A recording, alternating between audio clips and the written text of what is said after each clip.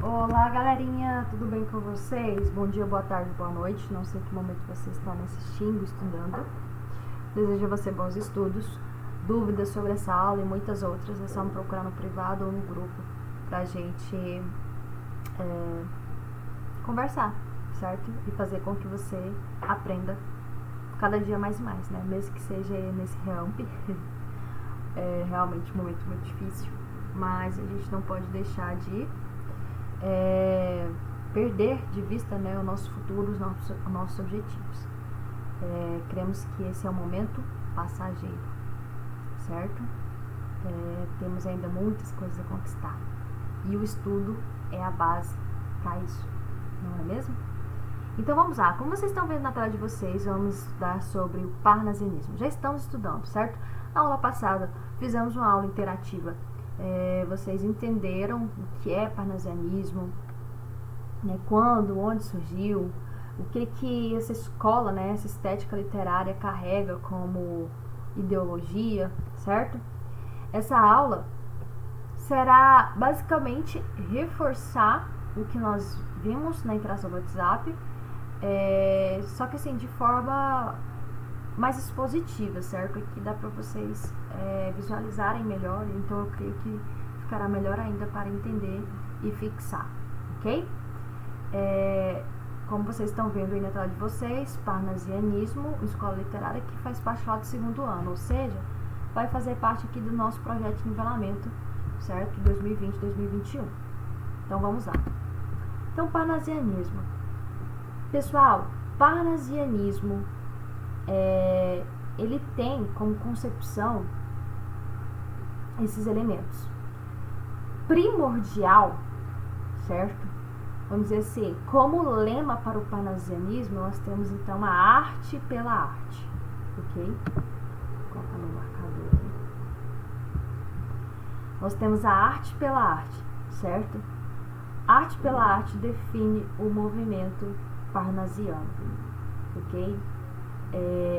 Eles defendiam essa ideia de beleza, de estética, do formalismo da arte.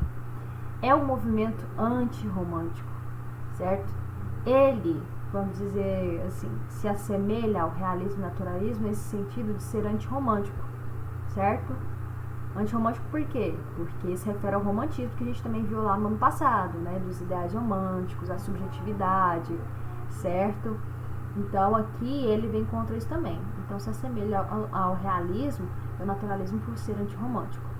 Referência à tradição clássica. Olha só, isso aqui é uma grande característica para o parnasianismo, tá? Sempre eles buscam, né, nesse movimento, fazer referência ao classicismo, né, à antiguidade grega, toda aquela antiguidade, certo? Então eles querem fazer referência a essa tradição clássica. Lembra lá no primeiro ano, por exemplo, quando estudamos classicismo, vemos Camões com aquela perfeição de sílabas métricas, certo? De sua poesia. Então, ela foi esquecida em muitos e muitos movimentos literários. Esquecida assim, foi deixar de lado todo esse formalismo, certo? Aqui no parnasianismo eles tentam trazer de volta. Trazem de volta esse formalismo todo. Também há no parnasianismo a busca de perfeição formal, certo? Que todas aquelas sílabas metrificadas, certo? Todas aquelas rimas totalmente encadeadas ali, certo? Tudo isso aí eles procuram. E até mesmo também na forma lógica de você entender uma obra, né? Tudo ali tinha que ter uma perfeição formal. Há sim um vocabulário totalmente culto, né? Que eles tentam buscar nisso, certo? Então, conforme a época, eles tentavam ao máximo empregar vocabulário culto, que foi um pouco até deixado aí no romantismo também, até no realismo. Realismo também, ele queria passar a mensagem, denunciar a realidade, fazer entender a mensagem, né, que o interlocutor, o leitor, entendesse o que eles queriam falar, mas pelas ações. E deixavam de lado todo esse rebuscamento de palavras, porque eles queriam ser entendidos, certo? Então, tinha uma linguagem mais acessível. No parnasianismo, com essa preferência de vocabulário culto, muitas palavras você tem que parar em uma poesia, procurar o significado, ir ao dicionário para fazer entender o que eles querem dizer. E é uma literatura totalmente descritiva, certo? Ela descreve muito bem. Por exemplo, quando você vai ler um poema, um texto, por mais que tenham palavras cultas, né, palavras rebuscadas, aquela poesia ela é tão descritiva que você, por exemplo, se estiver falando de uma paisagem, ao ler esse poema, você vai ter em sua mente toda essa paisagem que está descrevendo no poema, porque há esse excesso de descrição, de características de cores, formas, sentimentos também, certo? Então é bem descritivo. Então quando você lê, você imagina já na sua mente tudo aquilo que está sendo ali veiculado no poema. Seguindo, por que o nome parnasianismo? Já discutimos aí na aula, mas para fixar mesmo. Olha, o nome dessa tendência poética foi inspirado no título da obra Parnaso Contemporâneo. Ou seja, Parnasse Contemporâneo, eu não sei como fala, porque é francês, tá? Eu não sei como se pronuncia isso aqui. Mas então, foi inspirado nesse título dessa obra, que era uma obra de um livro, né? É um livro que continham vários e vários poemas de diversos e diversos poetas franceses. Foi publicado aí entre 1866 a 1876, tá? Nessa época que foi publicado. Então esse livro, né, Parnaso Contemporâneo, era como a Bíblia, né, vamos dizer assim, era como o manual aí dessa nova vertente estética aí do Parnaso. E como teve então esse livro e essa nova estética, essa nova forma de interpretar e ver o mundo, então passou para essa escola literária esse Parnaso também, né? Então a ação de ver toda essa tendência poética foi veiculado então o nome parnasianismo, né? Para se referir a esse movimento estético. Tal nome também, além, né, desse nome, dessa tendência estética ser inspirada no título dessa obra, também sugere a revalorização da cultura clássica greco-latina. A palavra Parnaso também, né, se inspira em um monte consagrado ao deus da beleza Apolo, né, que nós falamos também lá na aula. Então, por esses dois motivos aí, recebeu esse nome, parnasianismo, parnasiano, tá? Parnaso. O Parnaso, né, essa obra que vocês estão vendo aqui, é uma obra feita pelo pintor renascentista Rafael. Essa obra aí, ela foi feita aí mediante 1509, 1511. Nós podemos ver então esse Monte Parnaso. Nós temos vários deuses, certo? O afresco representa o Monte Parnaso, que na mitologia grega é a morada de Apolo, o deus da música e da poesia e das 9 musas. A cultura clássica greco-latina, amplamente cultivada durante o Renascimento, foi retomada pelo parnasianismo. Então aqui é bem característico mesmo, né? Porque o parnasianismo ele procurou então vir com esse uso dessa poesia, desse tipo de arte, né? Nós vimos lá que no romantismo ficou muito para prosa, né? Muitas obras ficaram destinadas à prosa, o realismo, o naturalismo também. Aqui o parnasianismo, ele veio então resgatar essa forma de arte que é a poesia, né, nos poemas, a musicalidade nos poemas, certo? Inspirado então lá na antiguidade clássica, também na mitologia grega, tá bom? Então tem esse quadro aí, né, o Parnaso, está até lá no livro didático de vocês do 2º ano, essa pintura. Então assim, começou na Europa, como eu falei para vocês, o parnasianismo veio aí da Europa para depois vir para o Brasil, como muitos movimentos literários que nós vimos até hoje, né? Afinal a gente tem essa influência pela Europa, né, por Portugal, nós fomos colonizados por europeus, né, pelos portugueses, e assim por diante. Então, aqui no parnasianismo não é diferente. O parnasianismo ele foi um movimento literário que surgiu na França, em meados de 1850, existiu na mesma época que o realismo e o naturalismo. Tá? Eles são concomitantes aí. Alguns estudiosos consideram o movimento uma versão do realismo, só que de uma forma mais poética. Ou seja, uma radicalização do realismo, só que na manifestação da poesia. Isso seria o parnasianismo para alguns estudiosos, tá bom? Então, não foi muito tempo depois do realismo e naturalismo, não. Ele foi aí concomitante com o realismo e o naturalismo. Ele foi contemporâneo, certo? Do realismo e naturalismo. O parnasianismo buscou combater o subjetivismo do romantismo, mas não era fixado em teses científicas como o realismo. O cientificismo e o positivismo influenciaram o parnasianismo na produção da estética estrutural da poesia. Então, o parnasianismo ele buscou combater esse subjetivismo do romantismo, como eu falei também no primeiro slide, certo? Mas ele não ficava somente em teses científicas, né, como lá no realismo, no naturalismo, em que as obras tratavam ali os personagens e as ações como uma espécie de laboratório, né? Em que a obra, os personagens eram como ratos de laboratório e o escritor ali como uma espécie de cientista, né? E quem lia via todo esse experimento. Não.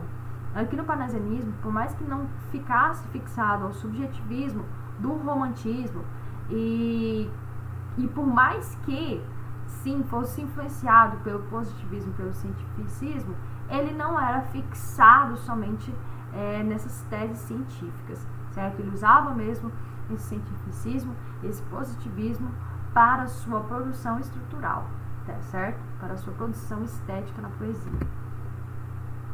João da Penha, né, 1838 a 1909, foi um poeta e escritor português considerado o introdutor do parnasianismo em Portugal. Então, começou lá na França, certo? Quando foi para Portugal, João da Penha, certo? Ele foi um dos poetas responsáveis por introduzir essa estética lá em Portugal, certo? No país, essa escola literária foi bastante restrita. Nomes como Antônio Feijó, Gonçalves Crespo, Cesário Verde também se destacam nessa vertente aí, nessa escola literária. Então aqui a gente pode ver que lá em Portugal ela não teve tanto esse sucesso, assim, ela foi mais restrita. No Brasil teve mais sucesso. No Brasil ela foi amplamente divulgada e apreciada. Então, cheguei no Brasil, certo? No Brasil, o parnasianismo teve início com a publicação do escritor e poeta Teófilo Dias, intitulada Fanfarras, em 1882. Então, assim, o cânone, então, do parnasianismo, quem inaugurou essa estética literária foi Teófilo Dias, e a obra que inaugurou essa estética literária foi Fanfarras, certo? Em 1882. Existiu até a Semana da Arte Moderna, no ano de 1922. Semana da Arte Moderna, 1922, vocês vão ver no terceiro ano agora, certo? Lá quando a gente chegar em pré-modernismo, modernismo e tal, a gente vai ver sobre isso aí. E foi um dos movimentos literários mais importantes na história da literatura brasileira. Olha só, então o parnasianismo aí contribuiu bastante para isso, para a literatura brasileira.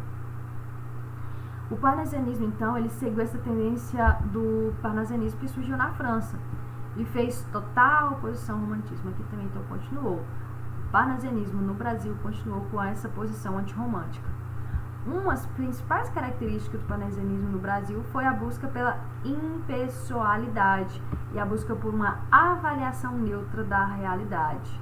Ou seja, por mais que se falasse, ela era impessoal, se fazia entender, né, a poesia, a obra, certo? E buscava arte pela arte fazer essa avaliação neutra e da realidade. Não era tão incisiva quanto o realismo para a avaliação da realidade. Principais autores. Muitos estudiosos da época acusaram o movimento de ser vazio, por não seguir as tendências científicas do realismo, já que os autores do movimento focavam mais em não trazer a subjetividade para suas obras. Os autores do parnasianismo no Brasil que mais se destacam são Alberto de Oliveira, Olavo Bilac, né, que a gente viu e analisou duas poesias, e Raimundo Correia. Juntos, esses escritores ficaram conhecidos como a Tríade Parnasiana. São os três principais aí do parnasianismo. As obras desses autores foram muito importantes para o movimento. Cada um desses poetas trouxe características específicas para a escola literária. A obra Meridionais é de maior destaque do autor Alberto de Oliveira. A obra Poesias é de maior destaque do autor Olavo Bilac. E a obra Sinfonias, que é de maior destaque do autor Raimundo Correia. Então, esses são os principais autores aqui no Brasil do parnasianismo. E, enfim, a gente encerra aqui com as características principais dessa escola literária, né, dessa estética literária.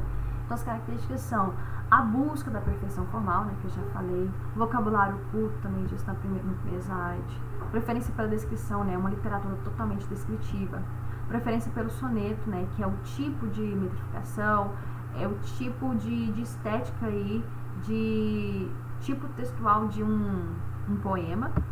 objetivismo, racionalismo e universalismo, né, que permeiam aí essa estética literária.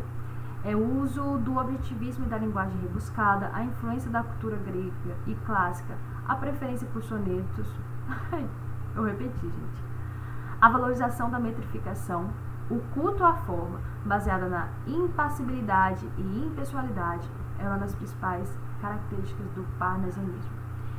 São essas as principais características, e quando a gente analisar um poema ou outro, a gente vai encontrar todas as características aí incluídas em cada gênero, em cada texto, em cada tipo de poema. Nós vamos perceber isso aí deles. Então é isso, meninos, fim da apresentação. Espero que tenham entendido. Qualquer dúvida é só me perguntar. Até mais.